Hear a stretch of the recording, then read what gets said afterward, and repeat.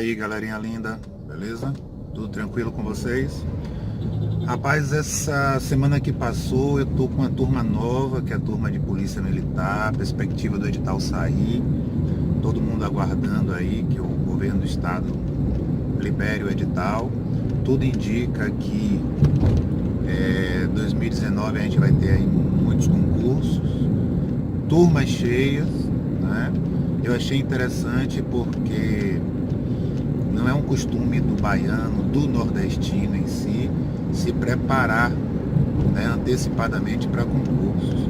Normalmente o baiano, o nordestino, ele espera o edital sair para se matricular em um curso e começar. Só que quando o edital sai, em 3 meses vem a prova. Então nós temos 3 meses para dar todo o conteúdo. Então é tudo muito corrido, né? Lá no sul não, o pessoal se prepara por mais tempo. Polícia Federal, tem gente que tem 3, 4 anos se preparando, esperando o edital sair. Mas não é uma característica nossa. Eu até entendo, não estou recriminando não, né? Nós criamos muitas perspectivas em torno de sair o edital e aí nossos governantes não soltam o edital, a gente desestimula, né? E aí acaba que a gente espera fazer igual a São Tomé. A gente quer ver para crer. Então espera o edital sair para poder investir. Mas não, eu estou com 2 turmas cheias, Polícia Militar, né? Pessoal, faca na caveira, sangue no olho, preparando, estudando, né? Já tivemos algumas aulas e a primeira aula que eu dei para essa galera foi sobre o declínio do feudalismo, formação dos estados nacionais e grandes navegações. Porque esse assunto é interessante, porque esse assunto é importante para quem vai fazer o concurso para soldado ou oficial da Polícia Militar. Como eu disse na sala, os dois são diferentes, tá? É história, tudo é história, mas são 2 histórias diferentes. Então a história para soldado é uma, para oficial vai ser outra, e na sala eu diferencio as duas, certo? No decorrer dos conteúdos eu vou separando as duas. Mas por que isso é importante? Primeiro porque para você entender história, você tem que entender o antes, o durante e o depois, né? As consequências. Então a história é linear. Não adianta você saber o assunto se você não identificar as características que estavam acontecendo antes daquele período. Isso, consequentemente, demonstra que você não sabe o assunto. Então, para a gente poder entrar em grandes navegações e eu explicar por que Cabral veio parar no Brasil, né, se tornou necessário falar um pouco sobre o declínio do feudalismo. O feudalismo foi um sistema político, econômico, social, cultural, ocorrido na Europa durante a Idade Média, né, com forte teocentrismo, ou seja, Deus como centro de todas as coisas, e quem representava Deus era a Igreja Católica. Então a Igreja Católica mandava em tudo, a Igreja Católica controlava tudo, né? E a sociedade era uma sociedade também controlada, era uma sociedade fechada, limitada. O clero reza, o senhor feudal luta, o servo trabalha para alimentar todo mundo, não tem terras para todo mundo. Então um controle social rígido, com cobrança de impostos para evitar que a população tivesse filhos, né? E consequentemente eles não conseguiam controlar a população, né? Então a população ela acabava aumentando e esse aumento populacional fez com que o feudalismo entrasse em declínio. E esse declínio do feudalismo, né, vai levar a Igreja Católica a instituir um sistema de guerra chamado de cruzadas, né, que era com a intenção de libertar Jerusalém do domínio dos muçulmanos. Então eles mandavam uma grande quantidade de cristãos para o Oriente. Eu vim aqui dar uma olhada no negócio. Sim, então eles mandavam uma grande quantidade de cristãos para o Oriente com a intenção de libertar Jerusalém, né, que estava sob o controle dos muçulmanos, e essa população deveria ir, né, e se voltasse, voltou, se não voltasse, melhor que morresse por lá.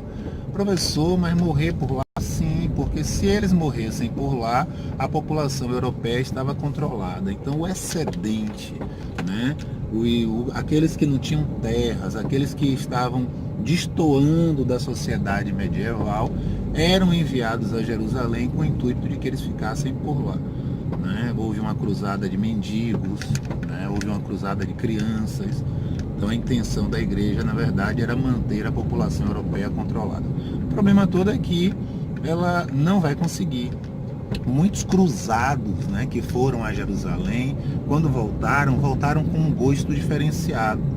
Voltaram com um gosto apurado. Eles descobriram lá no Oriente, em contato com os muçulmanos, os temperos, né? Na Europa não se temperava a comida. E aí lá no Oriente eles vão descobrir o sal, o açúcar, o cravo, a canela, a pimenta, o cominho.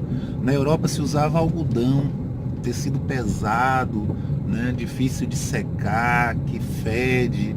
E lá no Oriente eles vão descobrir a seda. Enquanto na Europa não conheciam o processo de tingimento, lá no Oriente eles vão descobrir a seda verde, amarela, azul, né? E isso tudo vai atrair o interesse do povo europeu, né? Então, além dos temperos, o garfo, o botão, né? O europeu não conhecia o botão, o europeu amarrava as roupas. Eles vão descobrir o botão no Oriente, o garfo no Oriente. Os europeus usavam a faca e a colher. A colher para líquidos, a faca para sólidos. Eles não conheciam garfo, né? E aí, esse contato deles lá no Oriente, quando eles voltam para a Europa, eles vão desejar esses produtos. E a burguesia, aqueles que moravam no burgo, né, ligados nessa mudança, eles vão se interessar em trazer essas mercadorias. Essas mercadorias receberão o nome de especiarias orientais. E as especiarias orientais chegavam na Europa pelo mar Mediterrâneo. Saíam de Jerusalém, passavam por Constantinopla, chegavam em Gênova, Veneza, para finalmente chegar na Europa, né? Desembarcar em cidades europeias. Não vou entrar em detalhes, mas essa rota era chamada de a Rota Italiana, era feita pelo mar Mediterrâneo. Nesse contexto surge o primeiro Estado nacional moderno europeu, que vai ser Portugal, né? Então Portugal se torna o primeiro país moderno da Europa, né? Só que a palavra país não existia, então é Estado Nacional Português, né? E além de Portugal surgir como país, ele entra em uma guerra civil, a Revolução de Avis, eles nomeiam um rei, que vai ser o rei Henrique, Dom Henrique, o navegador, que nunca navegou, mas era apaixonado por navegação, que fez os primeiros investimentos em Portugal na área da navegação, né? Plantou pinheiros para a construção de navios, contratou navegadores experientes, comprou material náutico, né? Bússola, mapas, cartas náuticas, astrolábio, né? Montou a escola de Sagres, a escola de navegação de Sagres, e lançou Portugal nas grandes navegações, né? Então, pioneirismo português nas grandes navegações. E aí nós vamos ter a conquista da ilha de Ceuta, no norte da África, em 1415, começando as grandes navegações. Qual era o objetivo de Portugal? O objetivo de Portugal era contornar a África para chegar, né, na Índia, que era para adquirir os produtos, as especiarias, por um preço mais baixo. Só que essa viagem para contornar a África, também chamada de périplo africano, ela vai levar anos, décadas, né? Mapear toda a costa da África, montar feitorias, fortificações armadas. E quando finalmente eles conseguiram chegar no sul da África, liderados por um navegador chamado Bartolomeu Dias, eles voltaram para Portugal. O encontro do Oceano Índico com o Oceano Atlântico assustou os navegadores. Eles achavam que ali seria o fim do planeta, né? Na época acreditava-se que a Terra era plana, então eles acreditavam que se eles insistissem, eles iam cair em algum lugar. E por isso eles desistem de atravessar o Cabo das Tormentas. Só que aí Constantinopla é tomada por turcos otomanos, Constantinopla não existe mais, hoje ela se chama Istambul, né, que não é capital da Turquia, muita gente acha que é, mas não é. E aí é necessário aventurar-se, atravessar o Cabo das Tormentas para saber se realmente a Terra acaba ali. E aí eles enviam uma segunda expedição com outro navegador chamado Vasco da Gama, que atravessa o Cabo das Tormentas, troca o nome para Cabo da Boa Esperança, né, e atraca em Calicut, na Índia, carregando os navios de especiarias e dando ao rei de Portugal um lucro de 6.000%. Né? Mas a viagem de Vasco da Gama tem um segundo objetivo, que é identificar terras no Oceano Atlântico. E é por isso que ele se afasta do litoral africano. Se vocês forem pesquisar em mapas, vocês vão ver que tem mapas que mostram Vasco da Gama se afastando do litoral. O litoral era mais seguro, mas ele vai se afastar porque ele está em busca de terras. Terras essas que seria o Brasil, né? E aí o que é que vai acontecer? Quando ele se afasta e não encontra as terras, ele volta para a rota, segue para a Índia, e quando ele chega em Portugal, ele diz: "A Majestade, até onde eu fui, eu não avistei terras." E essa decisão é importante porque faz o rei de Portugal não aceitar a bula intercoeteira, ou intercoétera, que era uma linha imaginária que dividia o mundo entre portugueses e espanhóis a 100 léguas das ilhas de Cabo Verde. A bula intercoétera foi assinada em 1493. Aí o rei de Portugal briga com o rei da Espanha: "Não, eu não aceito, eu exijo que a linha mude de lugar." E aí a linha deixa de estar a 100 léguas e passa para 370 léguas. Mudar a linha para 370 léguas significou, né, a mudança da bula para o tratado. Então, na ilha espanhola de Tordesilhas, foi assinado o Tratado de Tordesilhas em 1494, que vai dividir as áreas de exploração do mundo entre portugueses e espanhóis. A bula intercoeteira recebeu esse nome porque foi o Papa Alexandre VI quem assinou.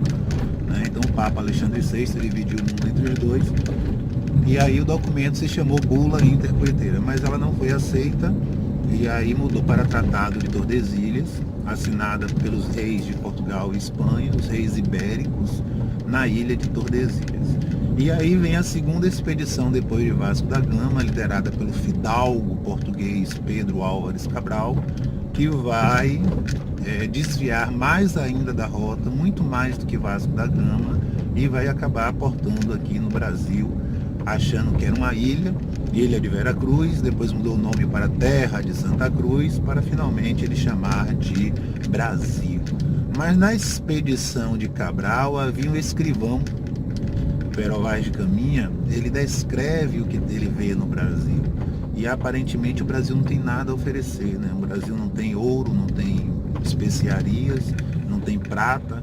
E isso leva o rei de Portugal a desistir de investir no Brasil, e relativamente ele abandona o Brasil por 30 anos, que é o que nós chamamos de período pré-colonial. Essa aula daí em diante nós temos um outro vídeo, que aí eu falo sobre o período pré-colonial, capitanias hereditárias e governo geral. Galera, paro por aqui, chegando aqui no meu objetivo. Fiquem bem, qualquer dúvida podem mandar mensagem para mim pelo canal. Peço que curtam, peço que indiquem.